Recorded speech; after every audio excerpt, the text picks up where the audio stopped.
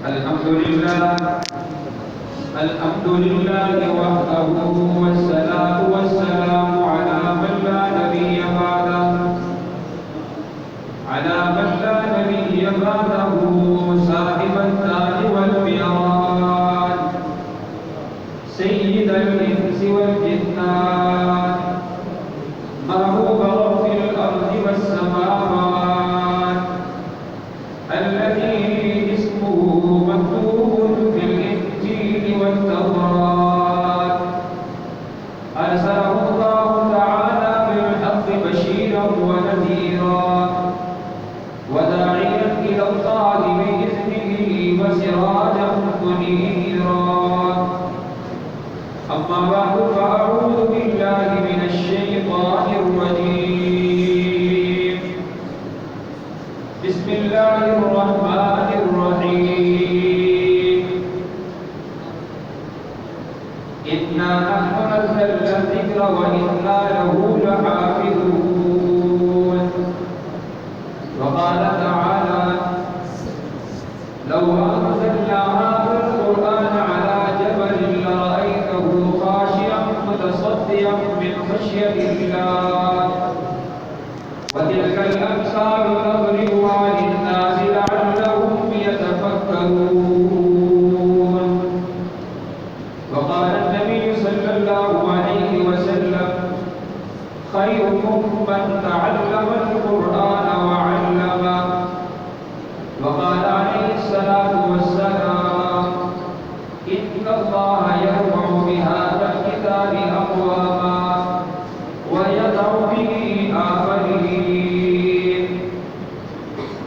أو كما قال عليه الصلاة والسلام: آمنت بالله صدق الله مولانا العظيم وصدق رسوله النبي الكريم ونحن على ذلك من الشاهدين والشاكرين والحمد لله رب العالمين. کیوں نہ ہو ممتاز اسلام دنیا بھر کے دینوں میں، کیوں نہ ہو ممتاز اسلام دنیا بھر کے دینوں میں، وہاں فضل کتابوں میں، یہاں قرآن سینوں میں. معزز تھے زمانے میں مسلمان ہو کر، وہ معزز تھے زمانے میں مسلمان ہو کر، ہم ذلیل و خوار ہوئے تارک قرآن ہو کر. میری انتہائی واجب احترام بزرگوں، نوجوان دوستوں، عزیز بچوں، مختصر آپ کے سامنے چند گزارشات برکت کی نیت سے اور اپنی آخرت کی نجات کی نیت سے عرض کرتا ہوں. آپ بھی یہ نیت کر کے بیٹھیں کہ انشاءاللہ اللہ رب العزت ہم سب کی نجات فرمائیں گے. ویسے بھی یہ نجات والا عشرہ ہے اور آج کی رات بھی تاک رات ہے. اللہ کے محبوب صلی اللہ علیہ وسلم کا ارشاد مبارک ہے کہ لیلۃ القدر کی رات کو رمضان کے آخری عشرے کی تاک راتوں میں تلاش کرو. اور یہ بھی صحابہ کرام فرماتے ہیں کہ نبی علیہ السلام نے اس رات کو تلاش کرنے کی کوشش فرمائی. ایک ساتھ نبی علیہ السلام نے 10 دن کا اعتکاف فرمایا ہے قدر کو تلاش کرنے کے لیے، لیکن پھر آپ کو وہ نہ ملی. دوسرے 10 دن کا پھر 10 دن کا اعتکاف فرمایا. پھر نبی علیہ السلام نے 10 دن کا اعتکاف فرمایا اور پھر 2 شخص آپس کے اندر جھگڑ رہے تھے تو نبی علیہ السلام نے فرمایا وہ رات مجھے دکھائی گئی، لیکن ان کے جھگڑے کی وجہ سے پھر وہ مجھے بلا لی گئی. لیکن صحابہ کرام فرماتے ہیں کہ اس کے اندر بھی حکمت ہے کہ اگر لیلۃ القدر کی رات بتا دی جاتی کہ بھائی فلاں رات لیلۃ القدر کی رات ہے تو پھر کیا خیال ہے ہمارا کیا حال ہوتا؟ ہم تو اسی کا انتظار کرتے ہیں. ٹھیک ہے، مسئلے اعلان ہو جاتے ہیں بھائی لیلۃ القدر کی رات کو. ویسے بھی ہم میں سے اکثر دیر وہ سالانہ نمازی ہوتے ہیں تو پھر ہم سبھی سالانہ ہو جاتے ہیں. تو اس لیے اس حکمت کے تحت اللہ پاک نے لیلۃ القدر کی رات کو وہ رکھا تاکہ مسلمان اس کی جستجو کے اندر اور اس رات کی تلاش کے اندر اللہ کی عبادت میں لگے رہیں، تو اللہ سے دعا کریں کہ اللہ پاک آج کی رات کو لیلۃ القدر کی رات بنا دے۔ ظاہر اس کے خزانوں میں کوئی کمی نہیں ہے، اس کے لیے کوئی مشکل نہیں ہے۔ تمہارا اس نیت سے ہم بیٹھے کہ اللہ پاک ہماری نجات فرما دے، اللہ پاک ان لوگوں کے ساتھ ہمارا بھی اجر کر دے کہ جن کی نجات کا اللہ نے فیصلہ فرما دیا یا اللہ نے فرمانا ہے۔ فرما دیا تو پھر بھی ہمارا اجر ان کے ساتھ ہو جائے، اگر فرمانا ہے تو پھر بھی ہماری کامیابی اسی میں ہے کہ اگر ان کے ساتھ اللہ پاک ہمارا بھی اجر فرما دے۔ دوبارہ یہ اللہ رب العزت کا ہم سب پر احسان ہوا، فضل ہوا کہ جس نے ہمیں اپنا کلام سننے کی، سنانے کی توفیق نصیب فرمائی۔ سب سے پہلے تو ہم اپنے رب سے یہی عرض کرتے ہیں کہ اللہ ہماری اس عمل کو اپنی بارگاہ میں قبول کر لے۔ میرے محترم بزرگوں، اصل چیز قبولیت ہے۔ اصل چیز دین کے اندر قبولیت شرط ہے، قابلیت شرط نہیں ہے۔ بڑے بڑے قابل ہم نے دیکھے ہیں لیکن اللہ کے ہاں کی کوئی قدر و قیمت نہیں ہے۔ ہم مدرسے کے اندر پڑھتے تھے، ہمارے ساتھ ایسے ایسے یعنی ساتھی تھے کہ استاد کو پریشان کر دیتے تھے۔ یعنی سبق کے اندر جب استاد سبق پڑھاتے تھے تو استاد پہ سوال کرتے تھے تو استاد کو پریشان کر دیتے تھے، اتنے وہ ذہین تھے۔ لیکن اللہ کی قسم کوئی گاڑی چلا رہا ہے، کوئی رکشہ چلا رہا ہے، تو اس لیے ہمارے استاد فرمایا کرتے تھے کہ اللہ سے دعا کرو کہ اللہ پاک ہمیں قبول کر لے۔ اس کے ہاں قبولیت شرط ہے، قابلیت شرط نہیں ہے۔ وہ یہ نہیں دیکھتا کہ یہ بڑا ذہین ہے، یہ بڑا خوبصورت ہے، یہ بڑا صلاحیتوں کا مالک ہے، وہ یہ چیز نہیں دیکھتا، بلکہ اللہ کے ہاں قبولیت شرط ہے، قابلیت شرط نہیں ہے۔ اللہ کے نبی ابراہیم علیہ السلام بیت اللہ تعمیر کر رہے ہیں۔ ابراہیم علیہ السلام سے بڑھ کر کوئی اللہ کا برگزیدہ بندہ کون ہو سکتا ہے؟ ساتھ اسماعیل علیہ السلام جو ابراہیم علیہ السلام کے بیٹے ہیں وہ بھی اللہ کے نبی ہیں۔ یعنی یہ دونوں باپ بیٹا اللہ کے نبی ہیں۔ ان سے بڑھ کر مخلص کون ہو سکتا ہے؟ ان سے بڑھ کر اخلاص والا کون ہو سکتا ہے؟ اور کام کیا کر رہے ہیں؟ بیت اللہ کی تعمیر کر رہے ہیں۔ بیت اللہ کی تعمیر سے بڑھ کر کوئی نیکی کا کام کیا ہو سکتا ہے؟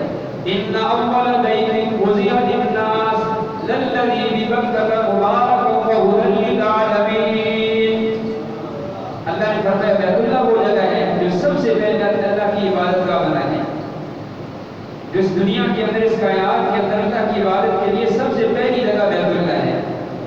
تو اس بیت اللہ کی تعمیر کر رہے ہیں، لیکن زبان پہ کیا ہے؟ ربنا تقبل منا، ربنا تقبل منا انک انت السمیع العلیم۔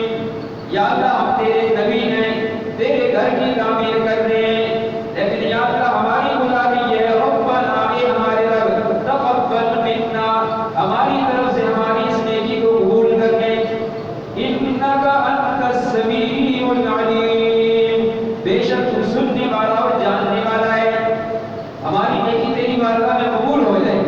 یہ نہیں کہ ہم نے بہت بڑا کوئی نیکی کا کام کر لیا ہے، نہیں میرے محترم بزرگوں، وہ ایسی ذات ہے، وہ ایسا سبق، ایسی بے نیاز ذات ہے، وہ بڑی سی بڑی نیکی کو بھی ٹھکرا دے تو کوئی پوچھنے والا نہیں ہے۔ اور جب قبول کرنے میں آئی، جس نیکی پر انسان کی نظر ہی نہیں ٹھہرتی، اللہ اسے اپنی بارگاہ میں قبول کر لیتا ہے۔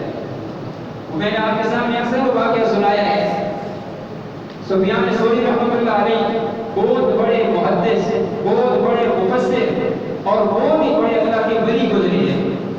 امام حافظ رحمۃ اللہ کے زمانے کے آدمی ہیں، ان کا انتقال ہوتا ہے اور خواب کے اندر کسی دوسرے بزرگ کو آتے ہیں۔ اس بزرگ نے پوچھا کہ سفیان ثوری تیرا کیا بنا؟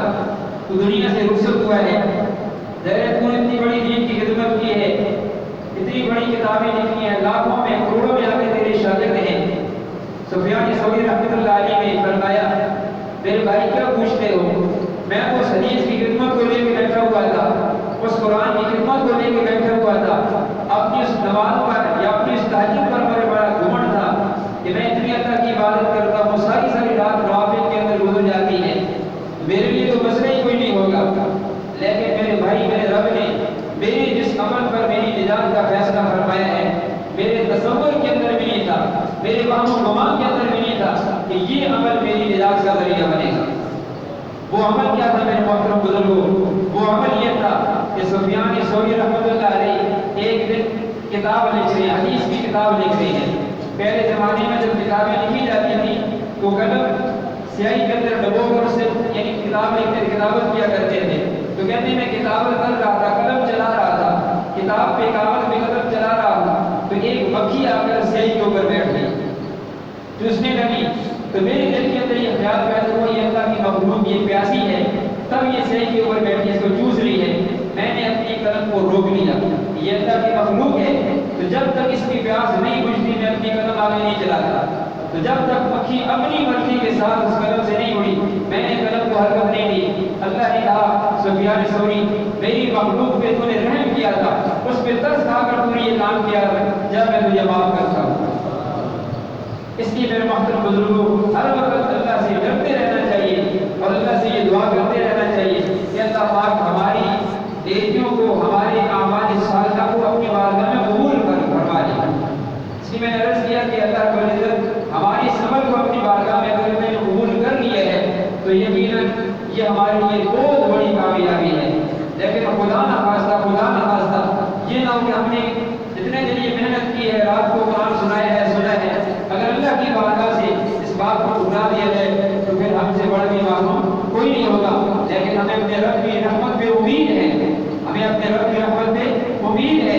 زہر و رب کہہ رہا ہے قل یا عبادی الذین اسرفوا علی انفسہم لا تقنطوا من رحمت اللہ۔ اے میرے محبوب میرے ان بندوں سے کہہ دیجیے یا عبادی میرے بندو الذین اسرفوا علی انفسہم جنہوں نے ساری زندگی اللہ کو ناراض کر کے اپنی جانوں پہ ظلم کیا، انہیں بھی اللہ کہہ رہے یا عبادی میرے بندو، یعنی اس کی بات نہیں مان رہے، اس کی نافرمانیاں کر رہے ہیں، لیکن اللہ پھر بھی کہتے ہیں یا عبادی میرے بندو مجھے ناراض کر کے کہاں جاؤ گے؟ کون تمہیں معاف کرے گا؟ وَمَن يَغْفِرُ الذُّنُوبَ إِلَّا اللَّهُ، اللہ کے سوا کون معاف کرنے والا ہے؟ تم کدھر جاؤ گے؟ آخر تم نے لوٹ کر میرے پاس آنا ہے۔ اس لیے فرمایا یا عبادی میرے بندو الذین اسرفوا علی انفسہم جنہوں نے اپنی جانوں پہ ظلم کیا لا تقنطوا من رحمت اللہ، اللہ کی رحمت سے مایوس نہ ہونا۔ ان اللہ یغفر الذنوب جميعا، اللہ سارے گناہوں کو معاف کرنے والے ہیں۔ انہ هو الغفور الرحیم، بے شک وہ معاف کرنے والا اور رحم کرنے والا ہے۔ اس لیے ہمیں اپنے رب کی رحمت سے امید ہے، ہم ضرور گنہگار ہیں، ہم نے قدم قدم پر اللہ کو ناراض کیا ہے، ہر لمحے اللہ کی نافرمانیاں کی ہیں، لیکن میرے محترم بزرگوں اللہ کی رحمت سے ہمیں امید ہے کہ اللہ پاک اس قرآن کی تلاوت کے ذریعے ہماری نجات فرمائے گا، اللہ پاک اس نماز تراویح کے ذریعے اللہ ہماری نجات فرمائے گا۔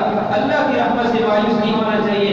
یعقوب علیہ السلام اللہ کے نبی ہیں اور یوسف علیہ السلام جب یعنی بھائیوں نے پہلے یوسف علیہ السلام کو گم کیا اور پھر اس کے بعد جب دوبارہ یوسف علیہ السلام بادشاہ بنے، بھائیوں کو پتہ نہیں تھا اور یوسف علیہ السلام کے پاس بدلہ لینے کے لیے گئے تو یوسف علیہ السلام نے بہانے سے اپنے بھائی کو بلوایا، اس کو اپنے پاس روک لیا، یہ سب کچھ اللہ کی طرف سے تھا۔ اب جب بیٹے واپس گئے اور یعقوب علیہ السلام سے کہا آپ کے بیٹے نے چوری کی ہے، آپ کے بیٹے نے جس کی برداشت کیا کر اس کو بادشاہ نے روک دیا تھا کہ بادشاہ اپنا بھائی تھا، بادشاہ اپنا بھائی تھا اور اپنے سگے بھائی بنیامین کو یوسف علیہ السلام نے اپنے پاس روک لیا۔ تو اس وقت یعقوب علیہ السلام نے اپنے بھائیوں سے بیٹوں سے کہا تھا یا بنی اذهبوا فتحسسوا من یوسف واخیہ ولا تیأسوا من روح اللہ، میرے بیٹوں جاؤ جا کر یوسف کو اس کے بھائی کو تلاش کرو، لا تیأسوا من روح اللہ، اللہ کی رحمت سے مایوس نہ ہو، انہ لا یئس من روح اللہ الا القوم الکافرون، اللہ کی رحمت سے کافر تو مایوس ہو سکتا ہے لیکن مومن کبھی اللہ کی رحمت سے مایوس نہیں ہو سکتا۔ اس لیے میرے محترم بزرگوں ہمیں اپنے رب کی رحمت سے امید ہے کہ اللہ پاک نے ہماری نجات کا فیصلہ فرما لیا ہے اور آئندہ انشاءاللہ ہم کوشش کریں کہ اللہ کی نافرمانیوں سے ہم اپنے آپ کو بچائیں، اللہ کی فرمانبرداری والی ہم زندگی گزاریں، حیات طیبہ اللہ ہم سب کو نصیب فرمائے، اپنی طرف سے ہم اللہ کی رات کو راضی کرنے کی کوشش کریں۔ باقی ہم کمزور ہیں، ہم سے غلطی ہو سکتی ہے، کوتاہی ہو سکتی ہے، اللہ کی رحمت سے امید ہے کہ اللہ پاک ہماری کوتاہیوں کو معاف کریں گے۔ ہمارے استاد نے بڑی پیاری بات فرمایا کرتے تھے کہ انسان اللہ کی اطاعت کرے، باقی جو اس سے کمی ہوتی ہے تو استاد جی فرمایا کرتے تھے اس کی مثال ایسے ہے کہ ایک بچہ کہ جو چلنے کے قابل ہے لیکن صحیح ابھی تک چل نہیں سکتا، یعنی وہ لڑکھڑا کے چلتا ہے، 1 سال کا بچہ ہوتا ہے، 1.5 سال کا سن کے حساب سے بچے کو چلتے ہیں، تو جب وہ بچہ تھوڑا لڑکھڑا کے چلنے والا ہوتا ہے تو باپ اپنے بیٹے کو دور کھڑا کرتا ہے، یا ماں یا جو بھی اس کا رشتے دار یا محبت کرنے والے اس کو کھڑا کرتے ہیں اور کہتے ہیں بیٹے آ جاؤ آ جاؤ، تو وہ بچہ جب بھاگتا ہے لڑکھڑا کے وہ بھاگتا ہے، لیکن جب گرنے کے قریب ہوتا ہے تو باپ فوراً آ کے ہاتھ کر دیتا ہے۔ استاد جی فرمایا کرتے تھے یہی مثال ہے میرے بیٹوں میرے بچوں کہ ہم اللہ کو راضی کرنے کی کوشش کریں، جب ہم تھوڑی سے لڑکھڑائیں گے تو وہ 70 ماؤں سے زیادہ محبت کرنے والے ہیں، وہ کیسے برداشت کر لے گا کہ میرے بندے گر جائیں، وہ ہمیں تھام لے گا، لیکن ہم چلیں تو صحیح۔ اس لیے اللہ کے نبی نے فرمایا کہ اللہ فرماتے میرے بندہ میری طرف 1 قدم آتے میں 2 قدم نکالتا ہوں، میرا بندہ میری طرف چل کے آتا ہے میں دوڑ کے آتا ہوں۔ اس لیے ہمارے مانگنے میں دیر ہو سکتی ہے، ہماری اس کی طرف آنے میں دیر ہو سکتی ہے، لیکن میرے محترم بزرگوں اللہ کی قسم رب کی عطا کے اندر دیر نہیں ہے، رب کی عطا کے اندر دیر نہیں ہے۔ اس لیے ہمیں کوشش کرنی چاہیے کہ ہم اپنے رب کو راضی کریں، باقی جو انسان ہے کمی کوتاہی ہو جاتی ہے تو اللہ پاک کی رحمت سے امید ہے کہ اللہ پاک ہمیں معاف کریں گے۔ دوبارہ میں نے قرآن سنایا، آپ نے قرآن سنا، اللہ کی بارگاہ میں یہی التجا ہے کہ اللہ پاک ہمارے اس عمل کو اپنی بارگاہ میں قبول کر لیں۔ اور آخری بات آپ سے عرض کرتا ہوں کہ عملی زندگی کے اندر ہم اس قرآن کو اپنانے کی کوشش کریں۔ اصل یہ ہے میرے محترم بزرگوں، قرآن کی تلاوت کرنا، قرآن کے الفاظ پڑھنا، سننا سنانا، یہ بھی قرآنی مقاصد میں سے ایک مقصد ہے۔ اللہ نے نبی علیہ السلام کو دنیا کے اندر مبعوث فرمایا تو جو مقاصد ذکر کیے، ربنا فابعث فیہم رسولا منہم یتلو علیہم آیاتک، یتلو علیہم یعنی نبی علیہ السلام کی بعثت کا مقصد کیا ہے کہ اللہ کے بندوں کے سامنے اللہ کی کتاب کی تلاوت کریں۔ تو قرآن کی تلاوت کرنا یہ بھی قرآن کے حقوق میں سے ہے، یہ بھی قرآن کے حقوق میں سے ایک حق ہے، لیکن صرف یہی حق نہیں ہے کہ ہم قرآن کی تلاوت کر لیں۔ تلاوت کرنے کے ساتھ ساتھ جو اصل چیز ہے وہ یہ ہے کہ ہم اپنی عملی زندگی کے اندر قرآن کو اختیار کریں۔ اللہ کے نبی نے جو فرمایا کہ ان اللہ یرفع بہذا الکتاب اقواما ویضع بآخرین، کہ اللہ نے اس قرآن کی وجہ سے، اس قرآن کی بدولت اللہ نے بہت سی قوموں کو عروج عطا کیا، بلندیاں عطا کی، اور ایسی بلندیاں عطا کی کہ انسانیت ڈھنگ رہے گی کہ ایسی بلندی بھی کسی کو مل سکتی ہے۔ اس کی زندہ مثال پر محترم بزرگوں صحابہ کرام کی مقدس ہستیاں ہیں، جن لوگوں کو جہلائے عرب کہا جاتا تھا، جن کے زمانے کو زمانہ جاہلیت کہا جاتا تھا، لیکن ان لوگوں نے جب اس قرآن کو اپنے سینے سے لگایا، اس قرآن کو اپنا اوڑھنا بچھونا بنایا تو اللہ نے کیسا عروج عطا کیا، کیسی بلندیاں عطا کی۔ حضرت عمر رضی اللہ تعالیٰ عنہ 22 لاکھ مربع میل کے حاکم ہیں، 22 لاکھ مربع میل کے حاکم ہیں، اور ایک مرتبہ اپنے دور خلافت کے اندر ایک جگہ چل کے جا رہے ہیں، ایک جگہ پہ پہنچے اپنے ساتھیوں کے ساتھ تو رونے لگ گئے۔ پکانے کا امیر المومنین کیا بات ہے؟ فرمایا کہ میرے بھائیو بات یہ ہے، جب میں یہاں مکے کے اندر پہنچا ہوں تو مجھے اپنا وہ زمانہ یاد آ گیا جو اونٹ چلانے والا زمانہ ہوتا تھا۔ میں شام کو جب گھر واپس جاتا تھا میرا باپ کپتان مجھے مانا کرتا تھا کہ میرے بیٹے تو اونٹ نہیں چلا سکتا تو زندگی کیسے گزارے گا۔ آج وہی عمر جو اونٹ چلانا نہیں جانتا تھا، جس کے اونٹ بھگی واپس آتے تھے، آج وہ 22 لاکھ مربع میل کا حاکم بنا ہوا ہے۔ یہ کیسے ہوا میرے محترم بزرگوں؟ یہ اس قرآن کی وجہ سے ہوا ہے، یہ اس قرآن کی وجہ سے ہوا ہے۔ اس لیے فرمایا کہ اللہ یرفع بہذا الکتاب اقواما، کہ اللہ نے اس کتاب کی وجہ سے بہت سی قوموں کو عروج اور بلندیاں عطا کی۔ اور آپ یہ تاریخ اسلام کا مطالعہ کر لیں، تاریخ اسلام کو دیکھ لیں کہ جب تک مسلمانوں کی زندگیوں میں قرآن تھا وہ تھوڑے تھے لیکن غالب تھے، وہ تھوڑے تھے لیکن غالب تھے، وہ کمزور تھے اسباب کے لحاظ سے، لیکن اس کے باوجود دنیا کے اوپر ان کا روگ تھا، اور ایسا روگ تھا کہ ان کے نام لینے سے حضرت عمر رضی اللہ عنہ کی جو اپنی ذاتی زندگی ہے وہ ہم سب کے سامنے تھی کہ کس طرح کی ان کی زندگی ہے، تاریخ کے اندر موجود ہے، لیکن کفار کے بادشاہوں پر ان کا اتنا روگ تھا کہ عمر کا نام سن کر وہ کانپتے تھے۔ یہ ان اللہ یرفع بہذا الکتاب اقواما، لیکن آگے فرمایا ویضع بآخرین، کہ پھر بہت سی قوموں کو اللہ نے اسی قرآن کی وجہ سے ذلیل کیا۔ آج جو ہم مسلمانوں کی زندگی ہے، ظاہر قرآن ہماری زندگیوں کے اندر نہیں ہے، آج مجموعی طور پر مسلمان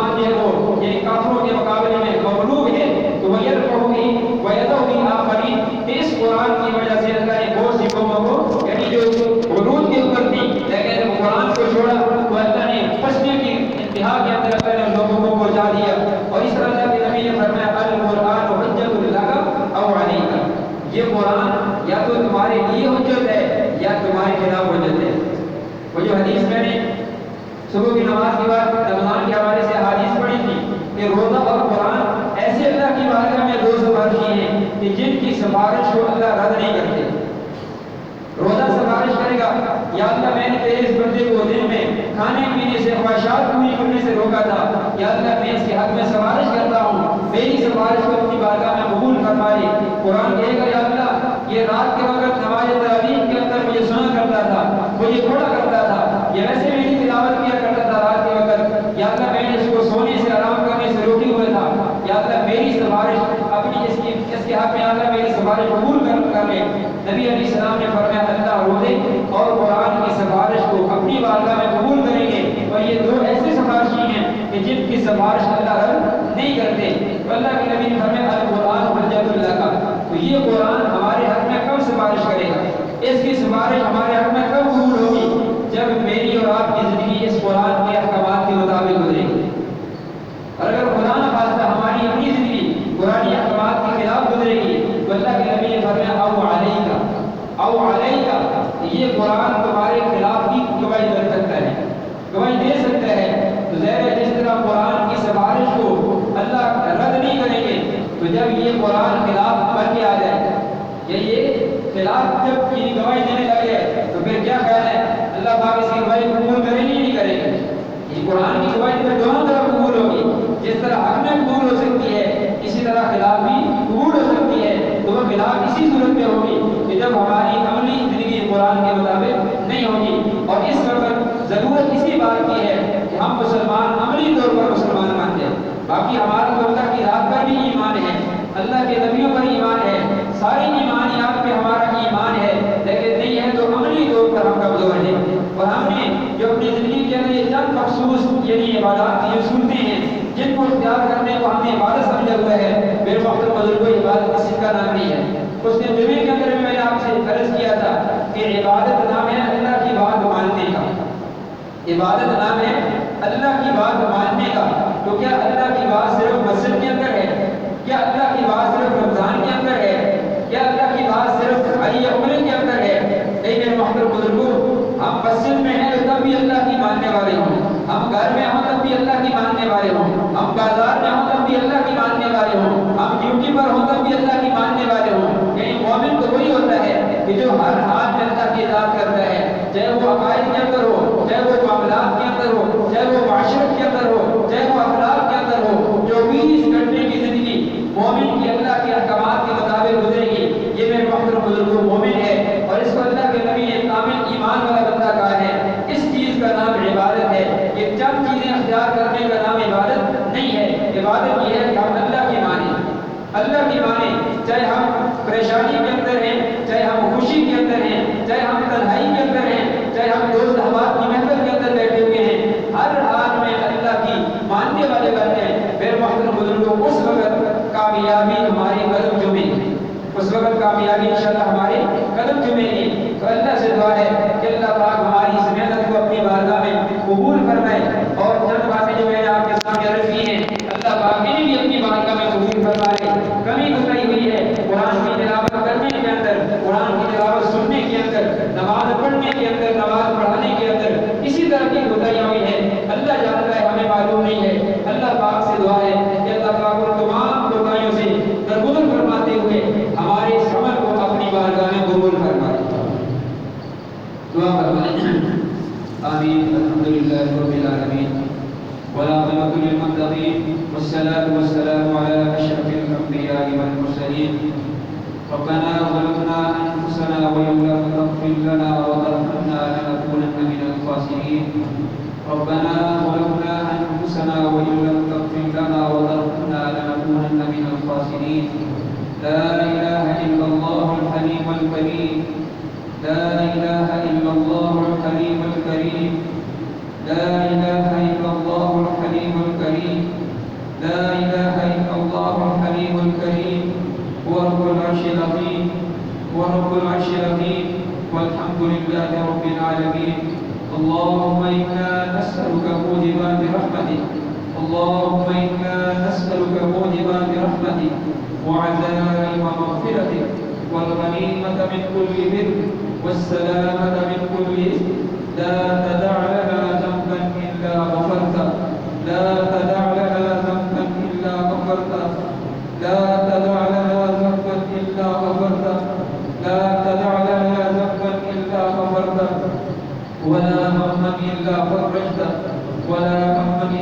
فرجته ولا دينا إلا قضيته ولا حاجة هي لنا صلاح ولك رضا إلا قضيتها يا أرحم الراحمين يا أرحم الراحمين يا راحم المساكين يا ذا القوة المتين يا رب العرش العظيم یا خیر المسئولین، یا اللہ ہمارے صغیرہ کبیرہ گناہوں کو معاف فرما، یا اللہ ہمارے صغیرہ کبیرہ گناہوں کو معاف فرما، یا اللہ ہم بہت گناہگار ہیں، یا اللہ ہم بہت گناہگار ہیں، یا اللہ قدم قدم پر ہم نے تجھے ناراض کیا ہے، یا اللہ اپنے زندگی کے ہر موڑ میں ہم نے تیری نافرمانیاں کی ہیں، لیکن یا اللہ ہم تجھ سے معافی مانگتے ہیں، یا اللہ تیرا اعلان ہے وَمَن يَغْفِرُ الذُّنُوبَ إِلَّا اللَّهُ، اللہ کے سوا کون معاف کرنے والا ہے؟ یا اللہ ہمارا ایمان ہے تیرے سوا کوئی ہمیں معافی دینے والا نہیں ہے، یا اللہ تیرے سوا ہمیں کوئی معافی دینے والا نہیں ہے، یا اللہ یہ رمضان کا آخری عشرہ ہے، یا اللہ مستاق رات ہے، یا اللہ ہم تجھ سے یہ التجا کرتے ہیں، یا اللہ تجھ سے ہم یہ گزارش کرتے ہیں، یا اللہ تو ہمیں معاف فرما دے، ہمارے تمام گناہوں کو یا اللہ تو معاف فرما دے، ہمارے نامہ اعمال کو یا اللہ تو گناہوں سے پاک اور صاف کر دے، یا اللہ ہم نے تیرے قرآن کی تلاوت کی ہے، یا اللہ اسے اپنی بارگاہ میں قبول فرما دے، نماز تراویح کے اندر قرآن سنایا ہے، یا اللہ اسے اپنی بارگاہ میں قبول فرما دے، یا اللہ ہم سے جو غلطیاں ہوئی ہیں، جو کوتاہیاں ہوئی ہیں، یا اللہ ہم انسان ہیں اور یا اللہ تو نے ہمیں بنایا اس طریقے پر ہے کہ ہم سے غلطی بھی ہوگی، یا اللہ تو ہمیں معاف کر دے، یا اللہ ہماری سمجھ کو اپنی بارگاہ میں قبول فرما دے، اور یا اللہ اس میں ہماری نجات فرما دے، یا اللہ ہماری جو بیماری ہے یا اللہ اپنے دور فرما دے، جو پریشان حال ہے یا اللہ اس کی برکت سے ان کی پریشانیاں دور کر دے، یا اللہ جو بے روزگار ہیں ان کو اس کے حالات کا روزگار نصیب فرما دے، یا اللہ بے اولادوں کو نیک صالح اولاد عطا فرما دے، اور یا اللہ جنہیں تو نے اولاد کی نعمت سے نوازا ہوا ہے یا اللہ ان کی اولادوں کو اپنے والدین کی آنکھوں کی ٹھنڈک بنا دے، اور یا اللہ جتنے مسلمان اس دار پانی سے رخصت ہوئے ہیں یا اللہ سب کو عذاب قبر سے محفوظ فرما دے، یا اللہ جو بیمار ہیں یا اللہ ان کو شفا کاملہ نصیب فرما دے، خصوصاً بھائی نثار صاحب کے والد صاحب بیمار ہیں یا اللہ ان کو صحت کاملہ نصیب فرما دے، دیگر یا اللہ جو حاضرین ہیں ان کے عزیز و اقارب میں سے کوئی بیمار ہے، گھر میں ہے یا اسپتال میں ہے یا اللہ ان کو صحت کاملہ نصیب فرما دے، جو پریشان حال ہیں ان کی پریشانیاں دور فرما دے، اور یا اللہ جو ہمارے مسلمان بھائی ہمارے بزرگ ہماری مائیں بہنیں اس دنیا سے رخصت ہو چکی ہیں یا اللہ ان کو عذاب قبر سے محفوظ فرما، یا اللہ انہیں عذاب قبر سے محفوظ فرما، اور یا اللہ ہم جو زندہ ہیں یا اللہ ہمیں بھی اس قبر کے اندر جانا ہے یا اللہ ہمیں بھی فکر نصیب فرما، تیاری کی توفیق عطا فرما، اپنی قبر کو ہر وقت اپنی آنکھوں کے سامنے رکھنے کی توفیق نصیب فرما، اپنی آخرت کو یا اللہ ہر وقت اپنی آنکھوں کے سامنے رکھنے کی توفیق نصیب فرما، یا اللہ ہمیں ہر حال میں اپنا فرما بردار بننے کی توفیق نصیب فرما، یا اللہ ہر حال میں اپنی نافرمانی سے بھی محفوظ فرما، یا اللہ تنہائی کے اندر بھی یا اللہ اپنا فرما بردار بنا، یا اللہ جلوت کے اندر بھی اپنا فرما بردار بنا، یا اللہ ہماری دعاؤں کو قبول فرما، یا اللہ ہماری دعاؤں کو قبول فرما، یا اللہ آج بھائیوں کے اکرام کے لیے میری طرف رشتہ دار عورتوں نے یا اللہ تعاون کیا ہے، یا اللہ ان کے تعاون کو اپنی بارگاہ میں قبول فرما، اور یا اللہ اس کی برکت سے یا اللہ ان کے رزق میں ان کے مال میں ان کی جان عزت میں یا اللہ اپنی شان کے مطابق برکتیں نصیب فرما، یا اللہ جب تک دنیا میں رہیں اسلام کے مطابق زندگی گزارنے کی توفیق نصیب فرما، یا اللہ جب اس دنیا سے جائیں ہم سب کا خاتمہ کامل ایمان پہ فرما، وصلی اللہ تعالی علی